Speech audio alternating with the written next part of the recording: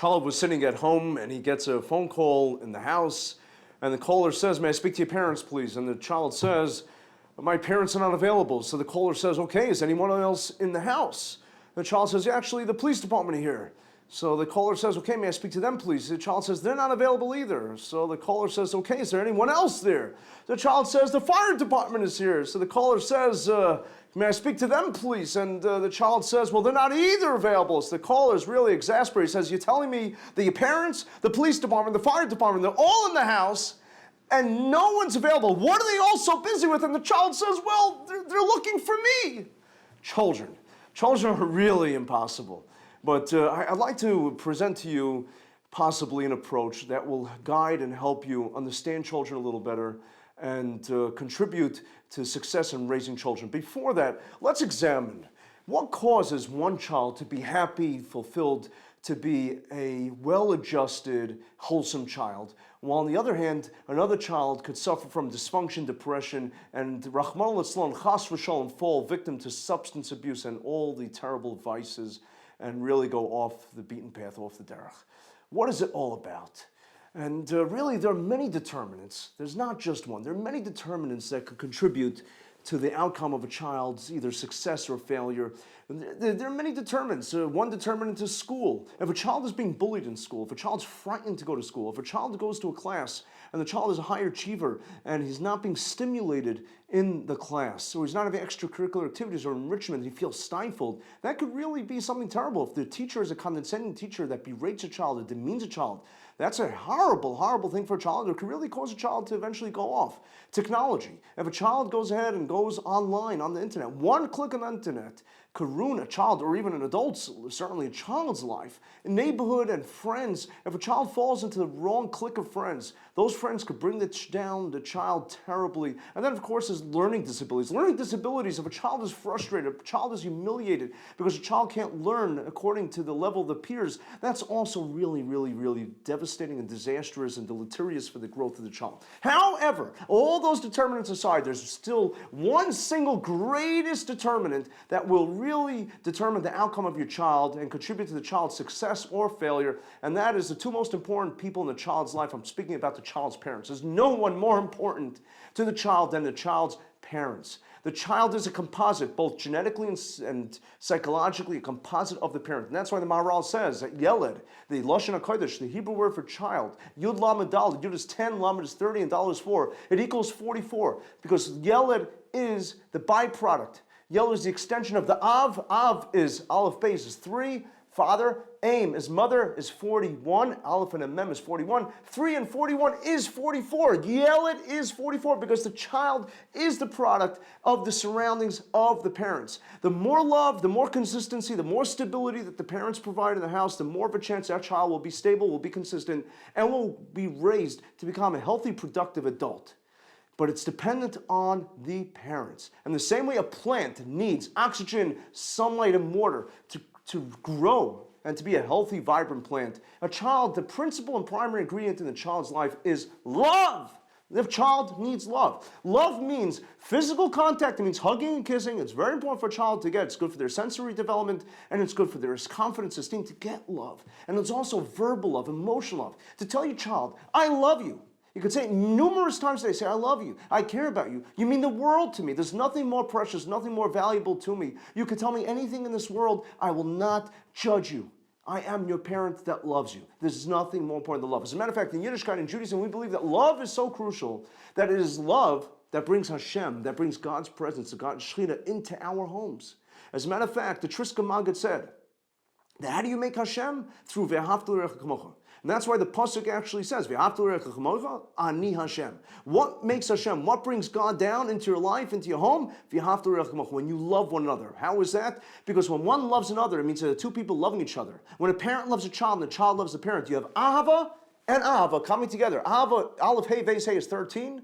Aleph Hey Veis Hey is 13. 13 is 26. That's a Shem Havaya, Kodesh Baruch Hu. That's a tetragrammaton. That's God's name. Ve'ahavta l'recha kamocha. When there's love, there's God.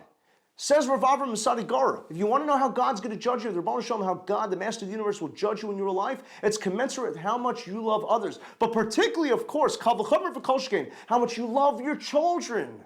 Because chesed starts at home. Kindness and love starts with your own children. Of course, your spouse. And as parents, it's important that your children see a loving relationship amongst the spouses, that they see you talking to one another, that they see the empathy, they see the compassion, that they see the real love between spouses. Says Rav Avram Seligar, that when you love one another, kamoicha ani Hashem. That is how I'm kamoicha, like you treat others, ani Hashem. That's how I am going to be Hashem in your life.